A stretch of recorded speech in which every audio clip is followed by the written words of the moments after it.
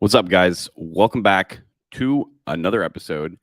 And by the way, guys, I know if you guys saw this title already, the reason why I'm redoing the stream, which was basically the same title as the stream from last Thursday, is well, I don't really know why, if I'm being honest. The video was not appreciated by the platform that it was put on, and we didn't really get a reason why.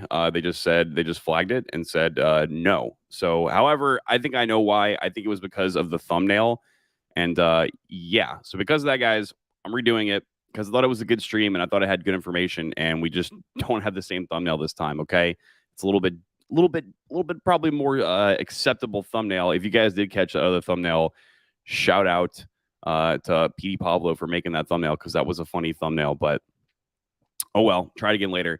A couple other things, guys, real quick for some housekeeping. So open enrollment for the next course, which we're going to call it Real World Code. Real World Code. That's going to be open for enrollment on Thursday, since I know I had some of you guys asking me about that.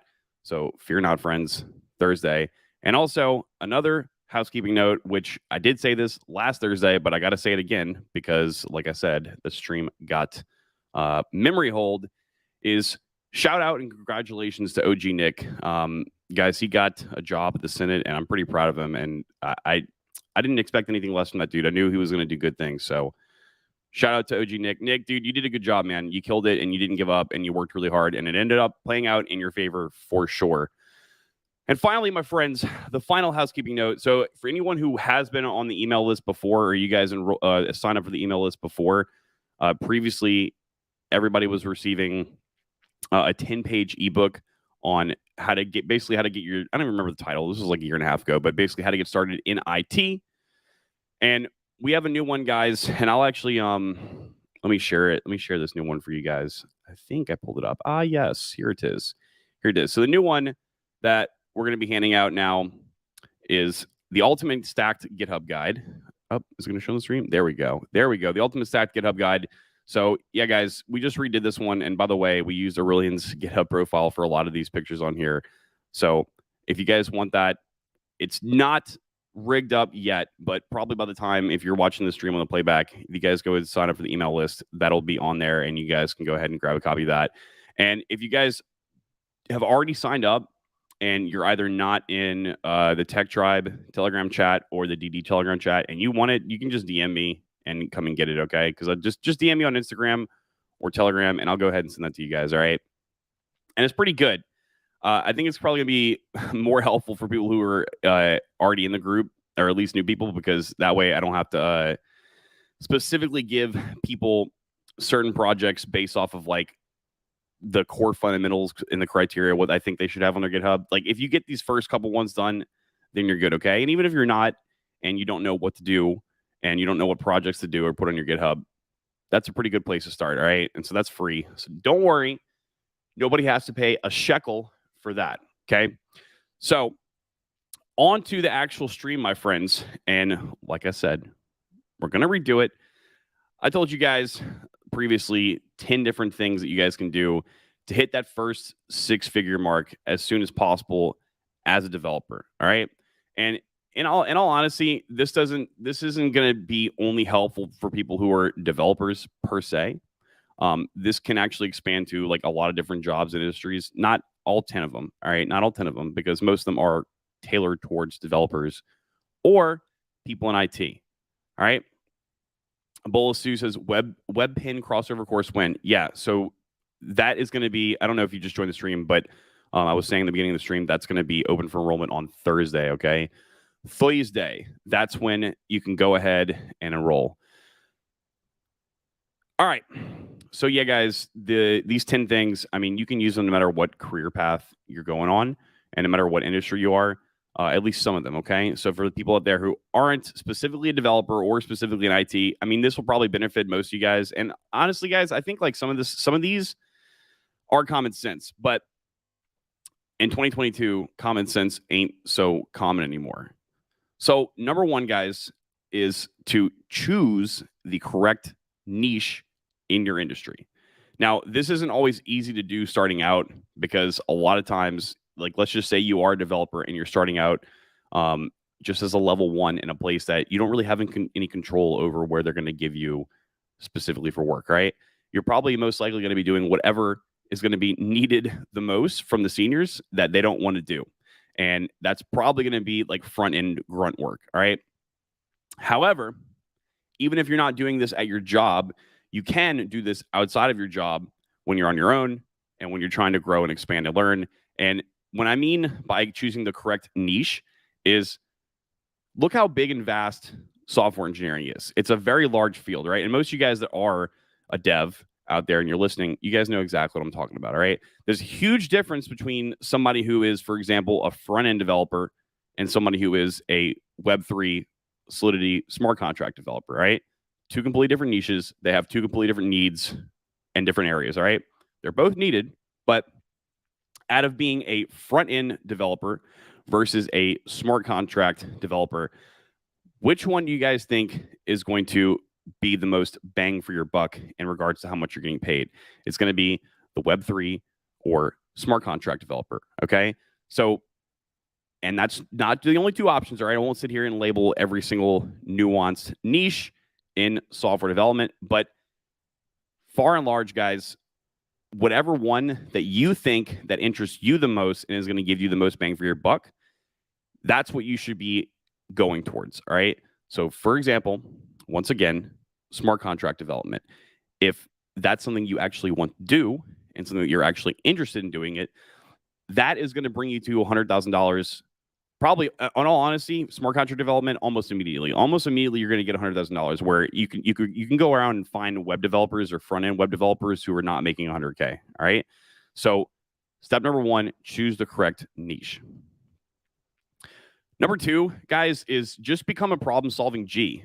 It doesn't really this kind of can undo step number one, because if you are really good at anything and you see some kind of role that needs to be filled, and you know most people probably can't do it, if you're a problem solving G, even if you don't have a whole lot of experience in that specific thing, then you can use that and you can leverage that and you can go and demonstrate your skills to these people or these clients, and you can go ahead and get said job and or client, whatever floats y'all's boat, whether or not you guys want to be private contractors or you guys want to do your own thing, have your own software company, or you just want to go and get a 6-figure job. So if you can solve a problem, that brings you in a league above a lot of other people. If I'm being honest with you guys, like most people who write code, they're not the greatest, okay? And my guys out there who already are developers, you know exactly what I'm talking about. Most of them can't. And if you can do that, you're inherently going to have a lot more value than everyone else. And that allows you to be able to go and demonstrate your skills, from which you can go ahead and get that 6-figure mark a lot faster. Number 3, guys, is become indispensable at whatever job it is that you're currently at. Okay. Now, what does that look like? What does it mean to be indispensable? Irredisposable. I mean, I wish there was a cooler word other than indispensable, but there really isn't. What does that mean? Okay, so I'll give you guys an example about something from my career. So I absolutely hate VB.net. If anybody knows what VB.net is, it is a very ugly language to code in. However, because of that and because of how old it is, very few people out there can go and do that. And when I was working at my last company, I was working on a VB.net application that very few people at the company could actually had the skill set to do. All right. And the way I got into that position, which that wasn't the only thing I was doing. I was working on several legacy applications, if I'm being honest. And by the way, I was miserable. It's not fun to deal with very, very old code. And when I mean very old, I mean this stuff was like more than 20 years old. All right.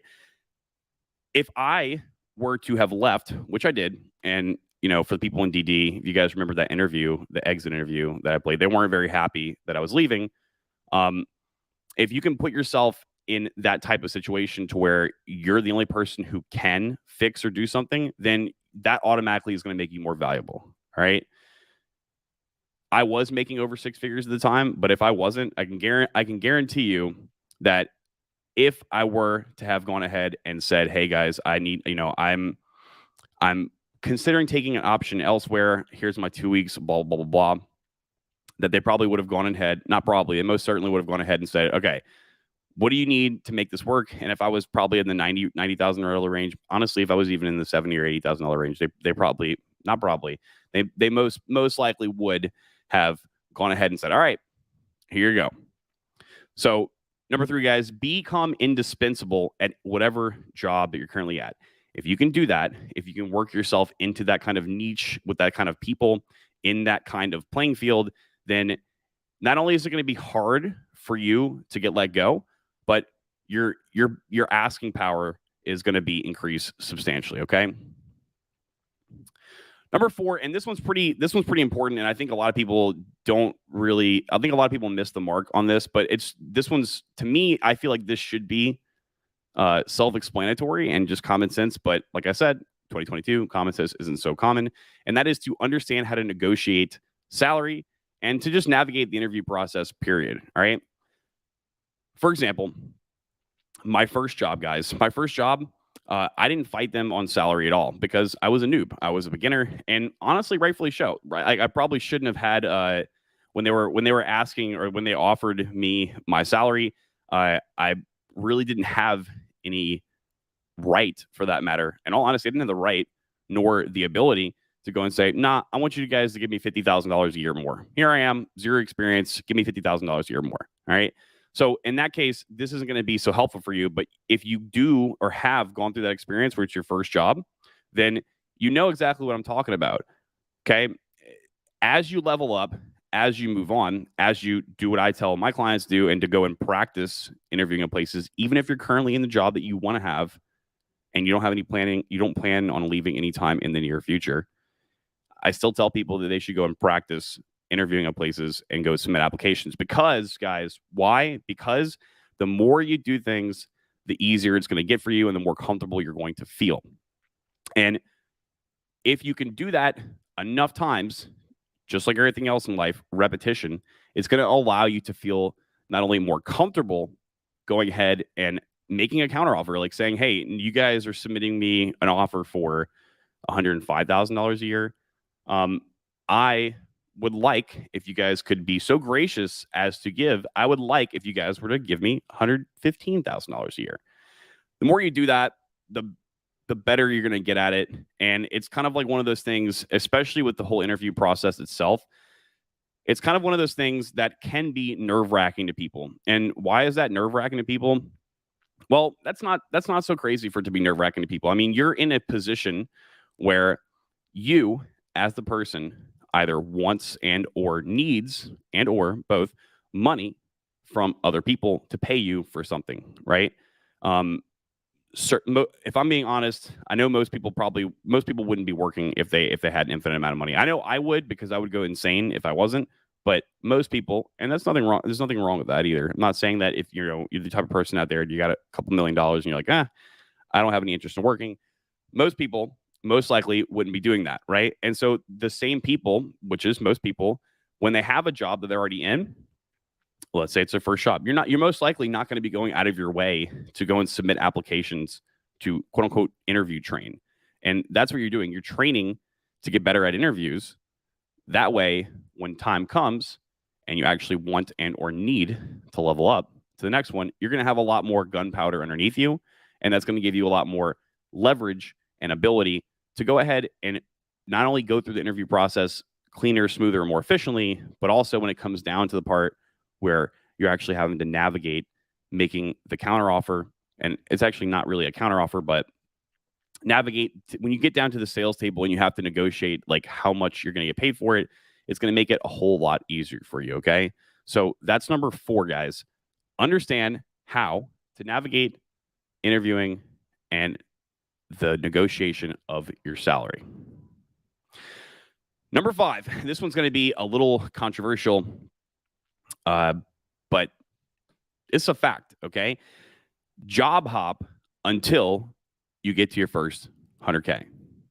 Now, why would anyone job hop? Isn't it not a good thing to go and work at one place for 1 or 2 years and go to the other place? Don't you guys want don't you want stability? Don't you want to do the right thing and be the right guy? Well, before we answer that question, let me just tell you guys a statistical fact that I was told back in 2016, and that is the average turnover time in IT is 2 years. All right. And this was in 2016. So if you think about how fast-paced society is now and how the need for instant gratification has increased since 2016 to 2022, I'm willing to bet that it's a lot shorter than 2 years. But people and hiring managers and people like that, that are in IT, they know, guys. They know that most likely a majority of the people on their team aren't going to be around for forever, and they're going to go to the next biggest, better thing. Now, why is that? Well, let's take two people here for an example. I know I love to use two different examples when I'm explaining things. All right, person A is somebody who they've only been working one job, okay? And it's the first job they ever got. And maybe they've gotten raises, all right, every single year. Maybe they got a 1 to 5% raise every single year for 5 years, all right? And person B, who worked that same job, but instead every year they moved up to a new job, a different job, for either anywhere between $5,000 to $20,000 a year more. Who is going to have a higher chance at being at six figures? And let's just say both parties, they started at $70,000 a year. Who's going to have a higher chance of being at that six-figure mark? Person A or person B? Well, obviously, it's going to be person B, because 1 to 5% raises every year for 5 years is not going to bring you to that six-figure mark. And the truth is, guys, with companies, like, they're going to pay you the least amount that they can in order for you to get the job done. And most people, most complacent people in life, they're just going to go ahead and accept that rather than go out of their way to go and try to interview at a new job. And back to what I was saying before about the interview process, another reason for that, guys, is because, quite frankly, most people are intimidated by the interview process. It's an intimidating thing for a lot of people, okay? So it's a fact. The number one way you're going to go from making, and this isn't even just to get the first six figures, guys. This is just to get a pay bump or a raise or more money, period. I can tell you guys from personal experience that seeking and accepting a job elsewhere is almost always going to give you at least a $5,000 pay bump. If it's your first couple jobs, it's probably going to be it's probably going to be close to a $20,000 a year pay bump. Okay. My first job that I was working when I was in bumfuck Mississippi, I believe I was getting like right around $55,000 a year as a developer in bumfuck Mississippi in about 2015. Okay. And I was there for a year and a half. And immediately I got contacted by another company, and they were going to offer me about $78,000 a year. To me, that was a huge jump at the time, like 20-something $1,000 jump. That was a lot. Okay. If I would have stayed at that company, I would have probably gotten a 1 to a 5% raise, and that would have been at like, 51, 52, 53,000, maybe close to the $60,000 a year mark. And that would have taken years to accomplish what I did in just one move. All right. The next job I did after that, it was about another $20,000 a year pay raise. And so I think you guys can see, and that was only about a year and a half after the second one, or I think about a year after the second one. So you guys can see it basically took me two different job moves to get to that six-figure mark. And if I would have stayed at that first company, I would have not even been anywhere near close. Right. And that's just a fact, guys. It's how things are. It's not inherently wrong that a company is only going to be paying you the least amount that they can in order to keep you around. They run a business. And at the end of the day, the business has a bottom line that they need to make money. They need to be in profit. And an easier way for them to do that is to pay their employees the least amount they can. It's just a fact of life, guys. Don't have to hate them for it, but you can, however, instead of hating them for it, you can realize, accept, and understand that, and use that to your advantage by simply going to get another job elsewhere. So 5 guys, job hop until you get to that first six-figure mark. Number 6, and this, my friends, is to fight and compete to get a job at FANG. Facebook, Apple, Amazon, Google, Microsoft, whatever. There is not a chance in hell that, regardless of if you're a level 1 front-end developer or you're just like a SQL script kiddie, if you're working at a FANG company, especially if you're literally living in the Silicon Valley area, you're not getting less than $100,000 a year. There's I think probably even Susie in HR, her first year probably gets $100,000 a year. Okay, so that's a pretty quick way to do it. It's not the easiest thing to do ever. However, it is an option, and a lot of people actually do end up, starting at or getting a job at a FANG company and staying there for 1 to 2 years because it's something good for their resume. It's a good learning experience, I believe. As much as we tend to dislike those FANG companies sometimes, that is, rest assured, guys, that is a sure-cut way to almost immediately get to the six-figure mark. All right, so these last four guys, they're pretty important, and they're probably some of the least talked about ones. But number 7 is going to be double or triple dip your jobs. Now, what does that mean? And we got some double dippers in DD. Some of the guys love doing that. Specifically, shout out to Scott if you're watching. But basically, guys, the nature of this field, the nature of IT, the nature of software development, it allows for a benefit of being able to work from home, right? Most of the time, almost all the time, you're not going to actually be working 8 full hours a day. Like, you're not going to actually have 8 full hours of actual work to do. And that's pretty normal. It's kind of like a hush-hush thing, especially if you're a salaried employee, you're getting paid by salary. You're not actually getting paid by the hours that you have to work. Okay, guys, what you're really getting paid for is your skills and your ability. And the company knows that. You know that. However, they're still going to say like, oh, but that requires a 40-hour work week. Listen, even if you were still in the office, nobody's actually working 40 hours a week. You guys can go around and look and see like how many times someone doesn't work for 1 minute out of the 8 hours a day. But even more so when you're at home and you're remote, as long as you guys are able to get stuff done for your job, your first job, and you have the patience and the commitment to go ahead and double dip, you can indeed get a second, and sometimes some people, you crazy motherfuckers, even get a third job that they're working 2 or 3 of these jobs in parallel from home, obviously without letting the company know, because if they find out, they're probably not going to be happy about it. But it's kind of hard to not be at the 6-figure mark when you're getting 1, 2, sometimes even 3 salaried payments every bi-week. Okay, that's a lot of extra money to come in, and you might not be so happy about it since you are a W-2 employee come tax time, but that is a very, very good way to do that with little friction too, by the way, with little friction, because you got the first job, all you really have to do is go and get the second one, and that's it. You don't even have to go and find like a niche job or anything particular.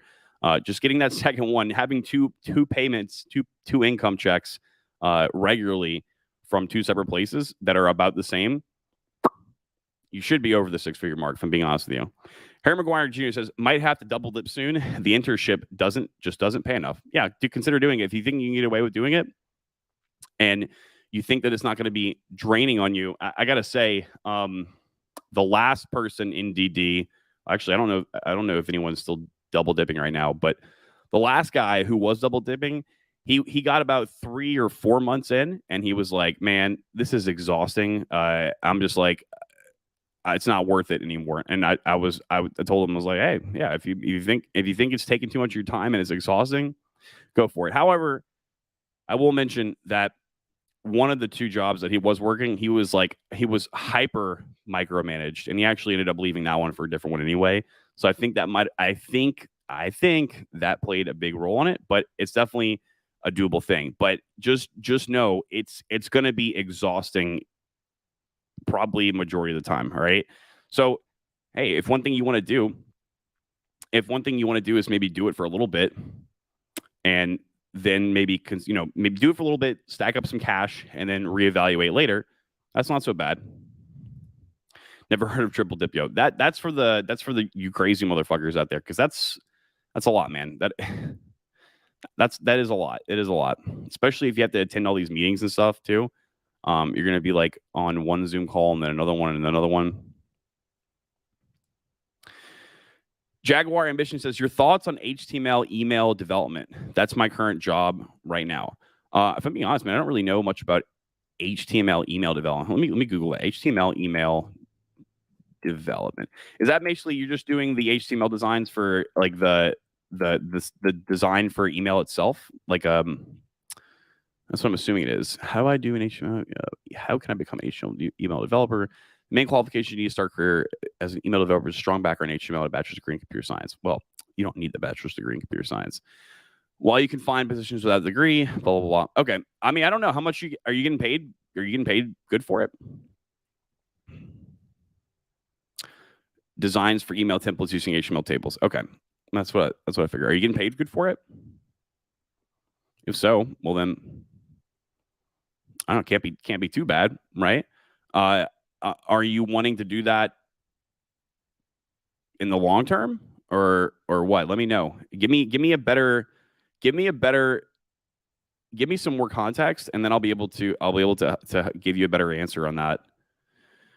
Hammergar says after that, hopefully pay, benefits, and overall job conditions will be better after the first year. Okay, I see what you said. My friend. All right, so number 8 is to politely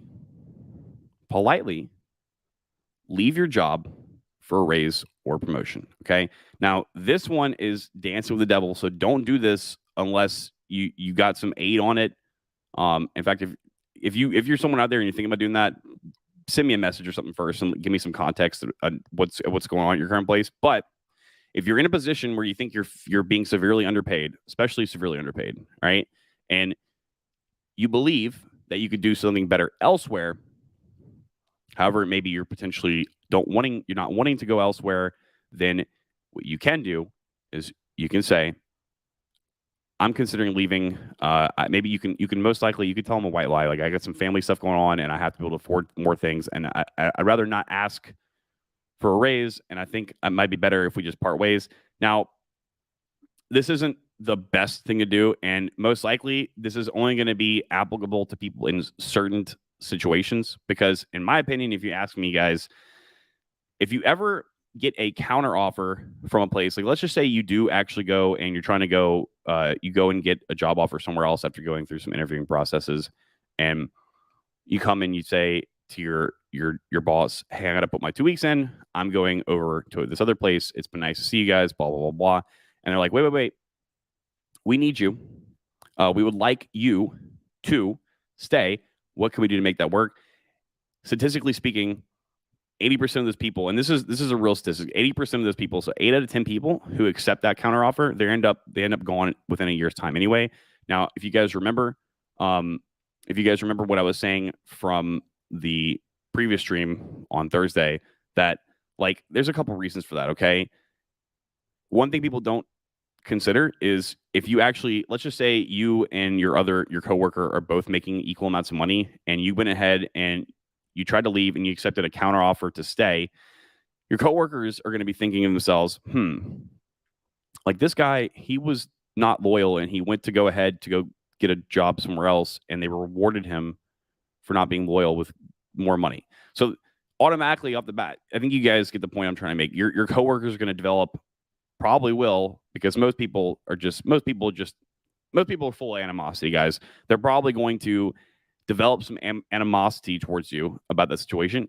And on top of that, your employer themselves, they're going to be thinking, all right, this guy already tried to leave, and we should probably just assume that he might leave again in the future, and we should probably prepare for their replacement. However, this can be a powerful tool if and when it's used correctly, and it will work. All right, it will work. You might just not have wanted it to work, right? Jaguar Ambition says, I've heard people say they get around $45 an hour, but maybe it's not their first job. For HTML email development, I actually have no idea what the average pay for that is, because I think that's that is a very niche thing. Although, and this isn't to disparage you at all. If it's just like dealing with HTML and building templates for email, I can't think that that's like the most. I would venture to say that most, like your average full stack developer could probably do that. So I don't think that people being able to find skill for that would be a hard thing to do. However, I do think being able to find people that would maybe not so much want to, but that are actively out and looking for HTML template developers is probably going to be on the smaller side. I thought about doing this temporarily while developing a better paying skill. Okay. So that adds a lot more context. Thank you. If you have Jaguar, if you have the ability to do that right now, and let's just say your end goal, and I don't know what your end goal is, but let's say your end goal is to be like a full stack developer or like a software engineer 1, 2, 3, or 4, or whatever company has a fucking 4, which I know a few of them. Y'all are weird, you companies with the 4. All right, let's just say, like, if you're like, hey, I want to be a senior software developer or a software engineer one day, you doing that now is not going to hurt you at all in the long term. In fact, it's only going to help you. And I would actually tell you to if you can and have the ability to go and get that job right now while you're working in the back end on a better skill set, absolutely do it, my friend. Absolutely do it. And you're going to get some experience with some stuff in tech and IT, which is only going to benefit you, like your actual self, as far as like leveling up and getting experience. And then also it's going to be resume clout. It's going to have a check mark, and you're going to be able to put the word developer on your resume. And a lot of the times, guys, this is really just a game of resume clout. So definitely do that, man. If that is your goal and that's the situation you're in, definitely do that. Harry McGuire Jr. says, Josh, how would you get a job today if you were just starting? LinkedIn? Yeah. LinkedIn would probably be my first place to go, if I'm being honest with you. Or applying companies' websites, 100 a week. Depends what. Okay. So if it was my first job, I probably wouldn't be picky at where it was. I would just be willing and wanting and thirsting for my first break in the industry. And I probably wouldn't be like specifically like, okay, if I need to work at Apple, I can't work anywhere except for Apple. However, the places that I would be interested in specifically, I would go ahead and apply directly through their website. But most of these companies, guys, nowadays, most companies, they're not dealing with the hiring directly in their own company. They're outsourcing that to like a staffing firm or a staffing agency, and that you're going to get traction with on LinkedIn. And a lot of them, they will entertain you even if you're fresh and clean and new, and they'll entertain you just to talk to you and to get, basically to network with them. Okay. So yeah, that's probably what I would do. Probably a combination of both. 100 a week depends on how much time I had. I can tell you what I would be doing no less than 10 a week. That's for sure. But if I had the time to fit 100 in a week, yeah. We've had guys in our group do more than 100 a week. And it's an exhausting thing to do. But like, sometimes, listen, guys, sometimes some people, let's just say they have the exact same background and the exact same skill set. I've seen people apply to less than like 50 jobs and get a really good offer. And I've seen some people, it took like over 2,000 applications to get a good offer. Right. So it's almost like rolling dice. All right. The fact that you're out there fishing for these places, because that's what we call it fishing. It's just like real life when you actually go fishing.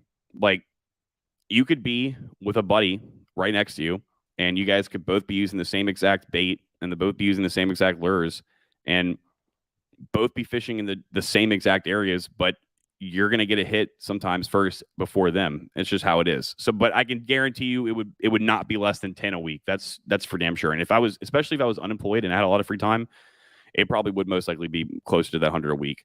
The only problem, guys, with when you start shotgunning out these massive amounts of resumes is, and it's kind of funny how this works because it just seems to happen to all work at one time, is out of the blue, whenever you start getting some traction, start getting some places call you back and want to set up maybe the first, second, or third step with you. It's like it all happens at once. It's almost like the universe is trying to mess with you. It all happens at once. And so if you lose track, if you apply to all these places and you're not keeping track of them, somewhere, if it's took too many to keep track in your head, you're not at least keeping track on paper somewhere. When you start going interviewing places, you might be getting them confused, and you might be calling place A place B, and then place B place C. And when you're doing that in an interview, they're not gonna like that. Okay, so just be careful if you do too much. Jaguar Ambition says, I'm not sure what kind of skill to pick up next after HTML emails, which is why I've been watching content such as yours, offending through MLD. Yeah, I mean, it's up to you, dude. It's up to you. A lot of people, a lot of people have different things that they like to do with as far as like software development and IT. A lot of people have different things that they prefer and that they're better at. And a lot of people have things that they don't like to do and that they're not as good at. And a lot of times, guys, because and if you're someone from my group and you're watching this right now, you've heard me say this 1,000 times. Like, don't focus on learning a specific language or learning a specific tech, and especially in regards to learning programming languages, don't say I need to learn this language. You need to learn how to code, period. All right, because all programming languages, majority, are fundamentally the same throughout. If you can learn one language, you basically have learned them all. All right, and I mean like actual languages, not like not HTML. HTML isn't. It's not that it's not a language; it's a markup language. So there's no logic in it. Okay, I'm talking about logical processing programming languages. Programming languages like either a scripting language or an object-oriented language. They're all fundamentally the same throughout. So if you learn one, you learn them all. All right. Once you do that, Jaguar, from there, when you're trying these new languages and building projects and new things, you should by then have an idea of like, okay, maybe you did like a couple Python projects, maybe you did a couple web applications in React or vanilla JavaScript or whatever. Maybe you've done some C# .NET stuff. Maybe you've done some Web3 stuff. But after you've done all these different hodgepodge of things, after you've had your hand in different honeypots, you're going to know which honey tastes the best to you. And from there, then you can pivot accordingly. And sometimes you don't always get, if it's your second or third job, you don't always immediately get exactly the one that you want. But you come to find as you move on and as you level up, the more things that you're drawn to, those are most likely going to be the things that you're going to be building outside of work or outside of what you're doing regularly, because you're just going to be drawn to it. You're just probably going to like it and enjoy it, and it's not going to feel like work to you. So you're going to inherently develop better skills for that.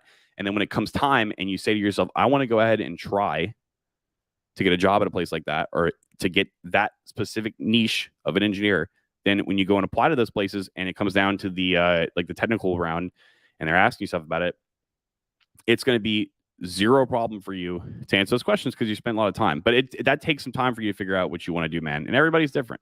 There's nothing right or wrong about that. All right, guys. So number 9 is to never stop learning. And this is important for you Zoomers, okay?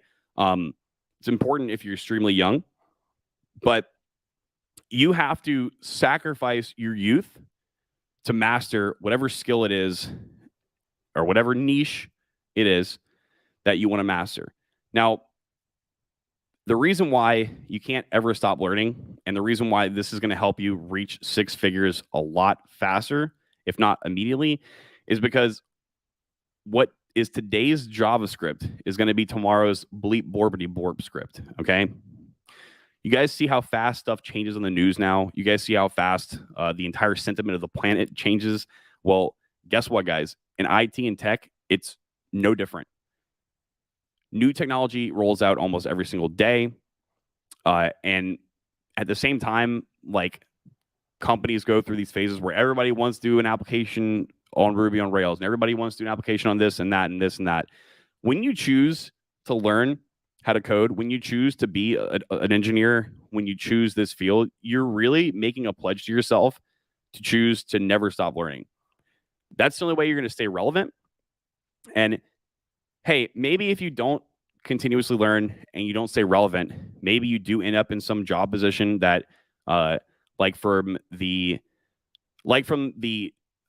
which number was it? 3? Like from the third tip that I gave you guys to become indisposable at a certain job. Maybe you do, and you're at 6 figures, and it's all good. And you got there because you never you never got, you just stayed in the same lane, right? But let's just say by then you're like 55 years old and you're making $150,000 a year. Well, it's going to be hard for you to get to that $300,000 a year plus mark because like you stayed irrelevant in the rest of the industry, and your options for what you can do are going to be dwindling, right? And when something like Web3 comes out, like it did, and if you guys ever saw my stream about Web3 salaries soar to 750K, I mean, there's people out there, there's Web3 companies out there that are offering $900,000 a year for smart contract development. Lord have mercy, that is a lot for being an employee. That is a lot to get paid for being an employee, right? So, you couldn't have learned that if you were going to not continuously choose to learn and grow, all right? And thus, hey, even if you don't want to make the choice, maybe you are working at a place, and let's just say they don't keep it the same. Let's just say they say that they want to build a whole new system. You're going to have to learn based off of some new technology. You're going to have to learn new things to stay relevant anyway. Like I said, and like I've always said, staying relevant in the industry, and once you choose to be an engineer, once you choose this path, you're choosing to make a pledge to yourself to never stop learning. And that includes everybody, includes myself. Harry McGuire Jr. says, do you teach people in DD to seek self-employment? I don't teach them to do that, but the ones that do want to do that, yeah, I show them the way. I show them the way. It's not my choice of what people do per se. I tell everybody, like, everybody's different. Okay, some people can't be self-employed, nor do they want to. Right, and the same vice versa. Some people don't want to do either or, and can't. So like, it's a person per person basis. But yeah, absolutely. If that's what they want to do, most certainly we do teach them how to do that. However, my opinion, it's irrelevant. I do state my opinion though. I think perfect scenario is you're somebody who can actually start out in a non-employed or non-self-employed job. Like you get your first year. Let's just perfect scenario, 1 year as a W-2 employee, and you have some resume clout. And I really do think that there's something to be said for having to work as a grunt in a company somewhere. You learn a lot of stuff that you would never choose, that you would never choose to learn before, because you're going to be forced to, because you're not going to be the one making decisions of what tech is going to be used to build this or build that. You're just going to be the one taking orders, right? So you're going to learn a lot about a lot of things that you would never learn before. You're also going to learn how to deal with people, and man, people fucking suck. People that you're going to be forced to deal with, because if you were a 1099, a self-employed, or you own your own software company, you could just tell people to kick rocks if you didn't want to let's just say a client, they're offering you money to do something and you didn't want to do it, you can just tell them to kick rocks, because it's your company. You can just do that, right? Or if you're a freelancer, you could just do that. But I think perfect scenario, 1 year in the real world, because it is the real world, all right, or at least the synthesized matrix of the real world that we have today. And I think there's something to be said for being able to do that. I think it builds a lot of character. I think it benefits people a lot. And I say after that, maybe you go up a level to another job, and maybe that's also still a W-2 job. But by the time you get there, you should have enough willpower and enough funds underneath you to start doing your own thing on the side. So in that way, you're double dipping on yourself. You're double dipping on yourself. You have your regular job, then you have your contracting business that you're doing on the side, and you can actually make more money doing that, and you can learn new things doing that. But at the very least, if the side work that you're doing is a failure to launch, it doesn't work the first time, hey, it's all good, because you still got the income from the first job. You're still going to be able to pay your rent. You're still going to be able to save up some money, and you're really getting the best benefit of both worlds from there, right? And basically after that second year, while you're doing both, you're slowly leaning towards doing the other thing, right? Some people, they're an all or nothing person. They're like, I just got to immediately do it like this, or I got to immediately do it like that. I think perfect scenario is it's like the way that I said it. You're doing kind of both, and you're slowly going to the self-employment route. You'll know when it's time to go all the way, because basically you'll be losing money at your regular job, and you'll have to be doing things like turn clients down, because you can't take on anymore, because you got so much from your side hustle or what you're doing as a contractor, or if you started a software company where you're doing it at your software company, that you're no longer able to even attend meetings at your normal job, and you're going to feel friction. So you'll know when it's time to go. But that's what I would do. As Cappy says, 1099 superior race. Yeah. So yeah, exactly. I think that is, in my opinion, that is a superior choice. It's just how you get there, right? Because that's what I do now. I didn't start doing that, and I just think, just refer to the last conversation that I said. But I think ideally, the ideal situation in the long term is that 1099 route, or owning your own company or whatever, right? All right, guys. So number 10, and this is probably the most important one, especially it's important no matter where you're at in your journey, but especially if you're new, and that's to either get a mentor, join a community or a network, or in all honesty, find a real life group of people. Okay. Obviously, I have DD, and that's what it was designed for, right? Most of the guys from DD, not most of them, a lot of them ended up moving here into Miami. So I have a real life group of people, and a lot of them do as well. But let's just say you can't do that, then yeah, you can go and supplement with an online community, with joining a certain group of people outside of your current maybe normal space. But ideal situation, guys, if you can meet people in real life that are higher up than you, that have done this before, that are further along their career path than you, that's better. And really, you just want to be around people that are better than you. Not everybody has to be better than you, but if they're better at you in at least one way, shape, or form, that's going to be probably one of the largest benefits that you could possibly do. And the reason why this is important, guys, and why this would help push you to that mark faster, easier, and more efficiently is just being around people, especially if they're good people. It's going to pressure you to want to do better. And you're going to be having your ears open, and you're going to be exposed to hearing things and seeing things that you wouldn't if you were all on your own. Okay.